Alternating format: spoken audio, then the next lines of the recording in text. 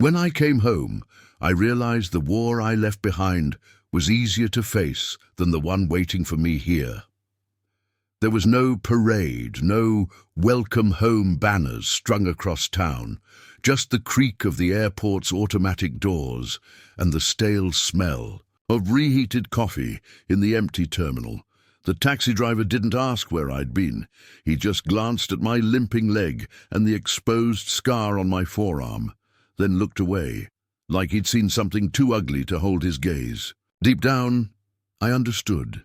It was easier to pretend veterans didn't exist, easier to go on with life without carrying the weight of what they asked us to do in their name. I crossed the city, staring out the grimy car window, watching the same. Neat houses, the same familiar faces hurrying along, the same low, oppressive sky as before. But now there was an invisible wall between me and this place. I was a stranger in the land that promised to be home. The first month, I tried to believe it was just a matter of time.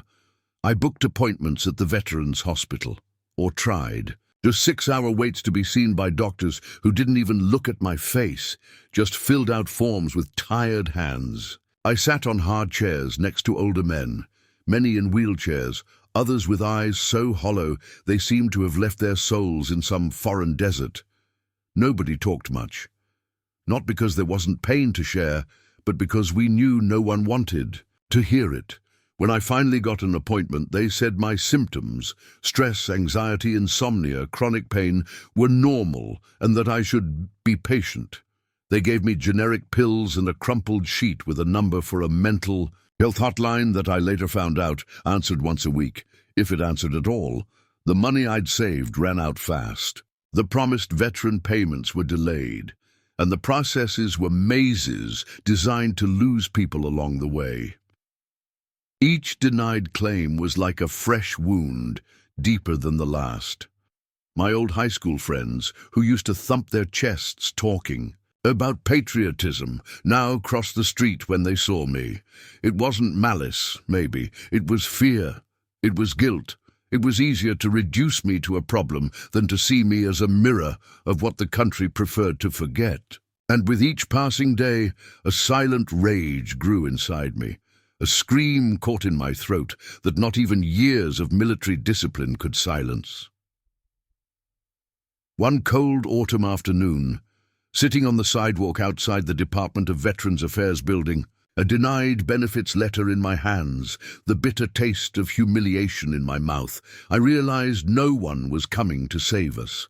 The system I swore to protect was broken, and more than that, it was built to break us, too. The sense of betrayal was so heavy it bowed my shoulders more than any combat gear I'd ever worn. The war, I realized, hadn't ended. It had just changed its name, its weapons, its enemies. Now I was just another invisible soldier in a battle where those who should have been by my side were the ones pushing me into oblivion.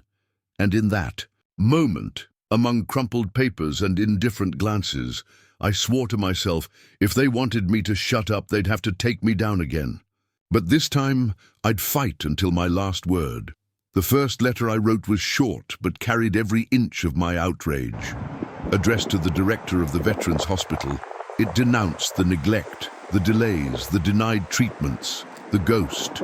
Appointments. I wrote it at dawn, my hand shaking so much I had to tear up 3 pages before the words lined up right. I didn't expect a reply, and I didn't get one. The next week I sat on the steps of City Hall with a makeshift sign, "Wounded veteran, country absent." Some people looked away, others shook their heads like I was an unsolvable problem. But a few stopped, a few listened, grey-haired men, others with medals forgotten in shoeboxes, faces hardened by the same abandonment that was starting to consume me. And on that cold pavement, among strangers carrying the same weight, I realized I wasn't as alone as the government wanted me to believe. We started meeting in secret, not in churches, not in auditoriums, but in cheap diners and borrowed garages. We traded stories like proof of life. There was a wordless pain in their eyes, but also a spark of something I thought I'd lost: dignity. I met veterans who'd been ignored in hospital lines until they lost limbs to untreated infections. Women bearing the invisible scars of wars the country refused to acknowledge. Young men who, after serving, ended up on the streets, invisible to the same system that sent them to fight. Each story was a blunt blow to my chest. Each account a new flame in the fire growing inside me. I couldn't sleep properly anymore. The anger was a beast awake under my skin, pounding against my ribs. Every ignored letter, every call hung up in my face, every bureaucrat with an empty smile saying, "I'm sorry, but we can't help," turned the weight of indignation into something bigger than fear. Complaining in silence wasn't enough anymore. Collecting papers wasn't enough. We had to shout so loud the world outside couldn't pretend not to hear. One of those sleepless nights, my mind racing and body exhausted, I decided, if I was going to fight again, I'd fight like I was trained, no retreat, no surrender. And this time the trench was here. I wouldn't use weapons, I'd use my story. Our story. And even if the country turned its face away, even if it spat on my uniform, even if they called me a traitor or ungrateful, I wouldn't let oblivion be our tombstone, because a country that abandons its veterans is digging its own grave. And Thomas Grayson refused to be buried in silence. At first, it was a timid attempt, an email to a small local paper, a call to a community radio station no one listened to anymore. I didn't know what I was doing, just that I couldn't stay quiet. And then, against all odds, a rookie reporter decided to listen. He came to my tiny apartment, recorder in hand, eyes too young to understand war, but honest enough to listen without interrupting. I talked for hours, no script, no filter, letting the pain I'd carried since stepping back on this soil spill out. I told him about the ignored pleas for help, the appointments that never happened, the friends I lost to neglect before the war could kill them. He listened like no one had before. And that night, as the city slept and the story went live, on the paper's website, my story stopped being just mine. The next day, I woke to a flooded inbox. Veterans I didn't even know wrote to me. Others called, voices breaking, thanking me for saying what they never had the courage to say. But with the support came threats, anonymous letters, middle-of-the-night calls laced with insults and accusations. They called me a traitor, ungrateful, a disgrace to the uniform I wore. People who once cheered my departure now spat on my return. I learned that loving your country is easy when you don't have to face its flaws. The hard part is loving it enough to want it to be better, even if it means being rejected. Still, something had shifted. It wasn't just me with my lone sign on the City Hall steps anymore. Now we were dozens, hundreds. Stories started weaving. Together on social media, in the stuffy corridors of hospitals, in the silent lines of service centers. The bigger press, hesitant at first, began sniffing out the truth behind the scandal. The pressure mounted. The authorities, who for years pretended not to see us, now had cameras pointed at their faces. And we, broken, invisible, forgotten. Men and women were finally seen. But I knew this was just the beginning. The country I was taught to love above all else now forced me to fight again. Not with guns or uniforms. Now it was in the arena of words, of exposure, of civil resistance. A slow, dirty, drawn-out fight. A war where the shots were accusations and the minefields were empty promises. But I was ready. Because one thing I'd learned: those who survive hell no longer fear the fire. The first makeshift assembly happened on an abandoned basketball court, with creaking wooden benches sagging under the weight of men and women carrying far more than scars on their bodies. They carried stories that until then no one wanted to hear. I remember looking at that gathered crowd, hardened faces, sunken eyes, hands marked by life and war, and feeling something I hadn't felt in a long time: belonging. They came from all corners of the state, from different battles, different, eras, but all shared the same wound. Abandonment by the country they swore to protect. There were no fiery speeches that night, no grand promises. There was silence, heavy and necessary, until one of them, an old sergeant with a gravelly voice and calloused hands, stood up and said, "We've got nothing left to lose." And we all understood. We started small. Open letters published in regional papers, shaky videos recorded on old phones, showing overcrowded hospital corridors, empty clinics, stacks of paperwork forgotten on rusty shelves. Social media, once foreign territory for most of us, became new trenches, and the stories, our stories, started to echo. People who'd never heard of the veterans' struggle began to comment, share, get angry. We were an open wound in the middle of a society that preferred the anesthesia of ignorance, but with exposure came counterattacks. Dossiers were leaked to discredit us. Manipulated news painted us as agitators, ungrateful, even liars. Some lost jobs, others got visits from concerned agents asking if it wouldn't be better to go home and let this die. One of us, a kid named Leon, barely 25 with an amputated leg, was found dead in his apartment. His letter to the Department of Veterans Affairs torn up on the table next to an empty pill bottle. The tragedy, which they tried to bury as an isolated case, only fueled our fight further. I knew the louder we shouted, the harder they'd try to silence us, but there was something they didn't understand. We'd already lost so much that the only thing left was our voice, and this time we wouldn't surrender it without a fight. Every attack only reinforced what we knew. We were necessary. The rot they hid behind protocols and pretty speeches needed to be ripped out by force. I, Thomas Grayson, became not just a name on petitions, but a face in newspapers, live broadcasts, public hearings. It wasn't heroism, it was survival. And it was also love, not for the idealized country of patriotic songs, but for the real, flawed, dirty one that could and should be better. When the first national hearing was scheduled, I knew there was no turning back. The committee room was large, cold, designed to intimidate. Suited politicians lined long tables, faces unreadable, pens poised to sign another formal apology. I walked in wearing my old army jacket, the one that survived more storms than any of those men could ever imagine.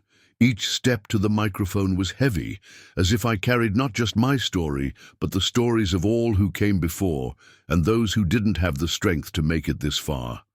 When they gave me the floor, the room fell silent. I looked at the faces before me, some curious, others openly hostile, others feigning interest, like every second was a box to check off their agenda.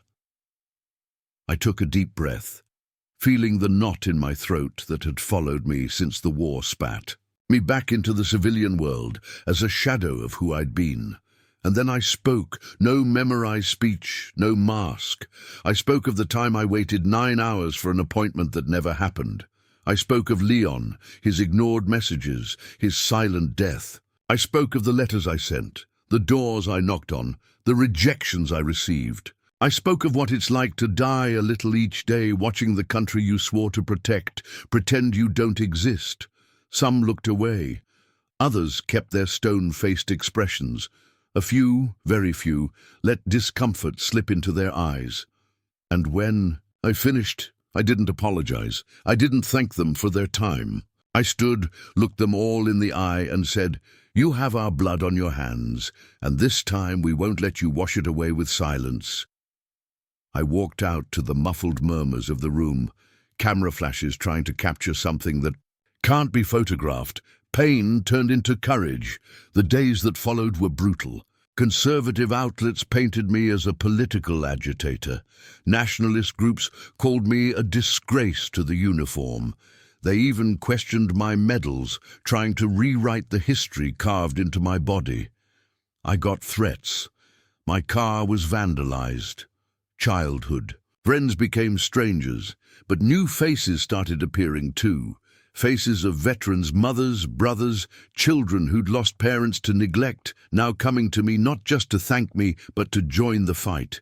It wasn't just my voice echoing in the halls of power anymore. It was a chorus, still disorganized, still wounded, but increasingly impossible to ignore.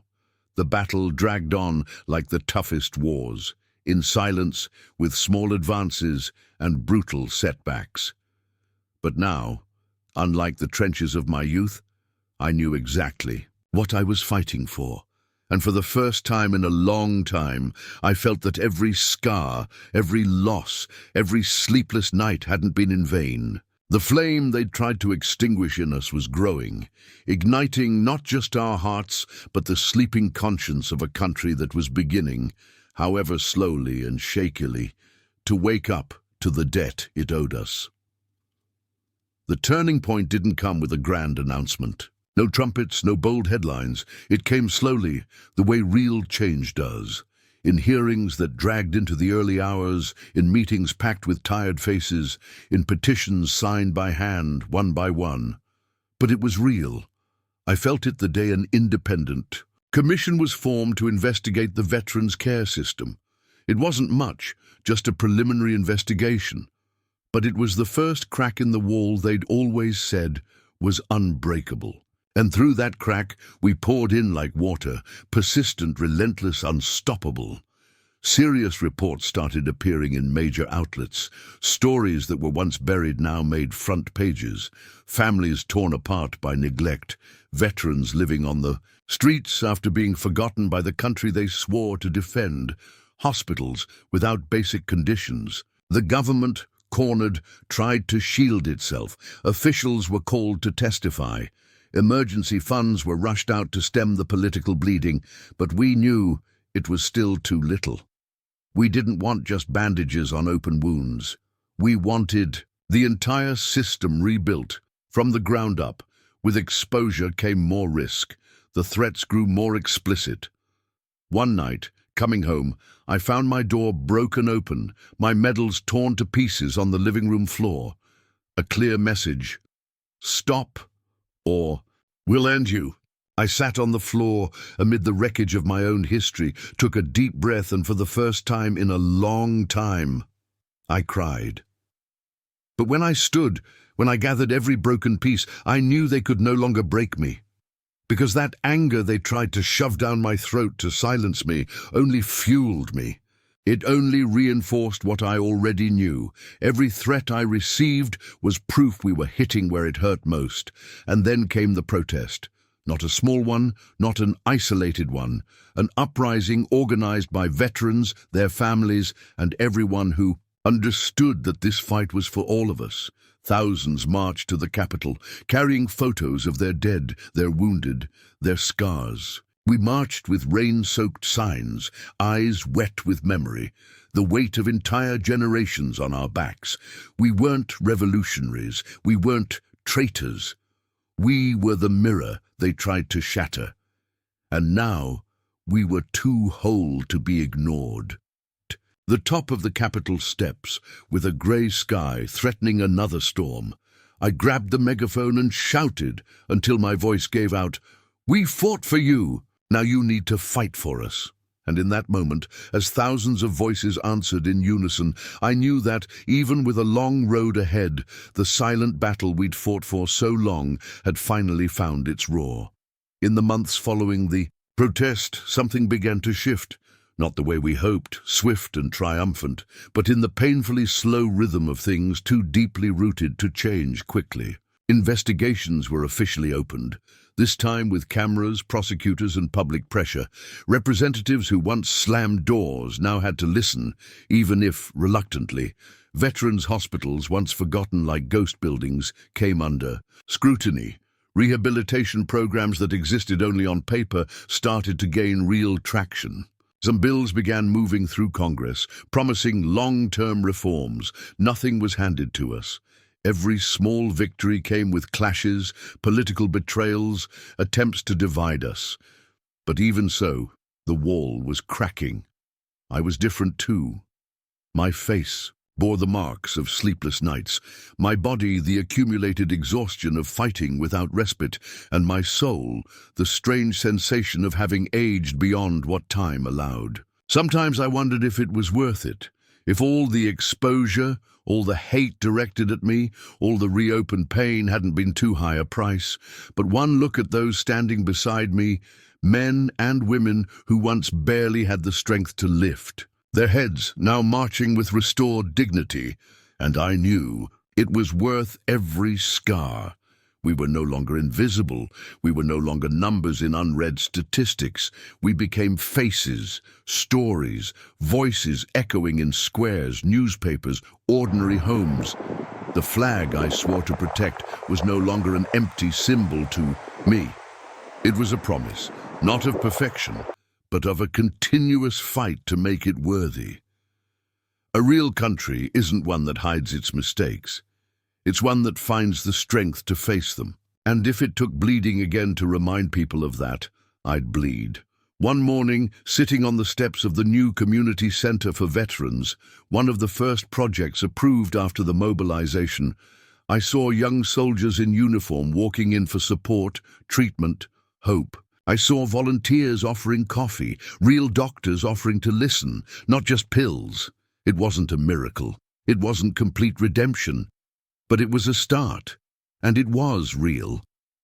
And for the first time in a long time, sitting there, breathing deeply, under the open sky, I felt something the war had nearly stolen from me forever. Peace. Not the fake peace of propaganda, nor the shallow peace of political promises, but the peace of someone who knows they fought, resisted, and never betrayed their own truth, even when it would have been easier to stay silent. With time, I learned that no true victory comes without scars to show for it. The change we started was real but imperfect, unfinished, like everything worth having in this world. Some days were quiet celebrations, a new clinic opened, a family reunited after years torn apart by pain. Other days were still silent funerals, old brothers in arms, the bureaucracy and neglect couldn't save in time. That's how the fight looked now, a series of small triumphs punctuated by losses that, though expected, hurt like fresh wounds. Started being called to speak at universities, to sit at debate tables, to explain to people who'd never laced up combat boots what it meant to be forgotten by the country you swore to protect. At first it was strange. Part of me still distrusted the easy applause, the teary-eyed looks, but I learned to accept that the story needed telling, even if those hearing it would never grasp its true weight. Every time I told our story, I wasn't speaking just for me. I spoke for Leon, for those who didn't come back, for those still fighting battles within themselves every day, who needed to know someone somewhere, refused to let them be buried in oblivion. My personal life was another wound I learned to carry with some dignity. Relationships that could have been built were left behind. Family members who never accepted my public exposure. Friends who chose the safety of indifference. But amid all the losses, I gained a new family, made of veterans families, young people who understood that patriotism isn't measured in slogans, but in action. And with every new face that joined the fight, a part of me, weary from war, found one more reason to keep going. The rage that once consumed me transformed into something deeper, not resignation, never, but purpose. I understood that changing the world isn't about destroying what exists, but having the courage to face what's wrong and plant, even in barren soil, seeds of something better. Every small victory was like a trench taken after a long battle, a secure position, a chance to advance a little further, to protect more lives. I knew there'd still be setbacks. That often the system would try to backtrack, sweep the changes under the rug when no one was looking. But I also knew that after what we did, they'd never silence us so easily again. Because we left marks, deep, visible marks, that tore. Through the mask of perfection so many tried to maintain, and in the end, that's what matters. It's not about winning or losing a war. It's about never stopping the fight for what's right, even if the cost is high, because it's in persistence, in quiet loyalty to those who trusted us, that true victory lies. Today, when I walk the streets of my town, the same one where I once felt invisible, I see signs that somehow we left our mark. The new Veterans Center runs every day. No endless lines, no empty promises. There are murals in the squares telling stories no one wanted to hear before. Young people stop me sometimes, shy, saying they want to serve. But now, knowing they have the right to be cared for when they return.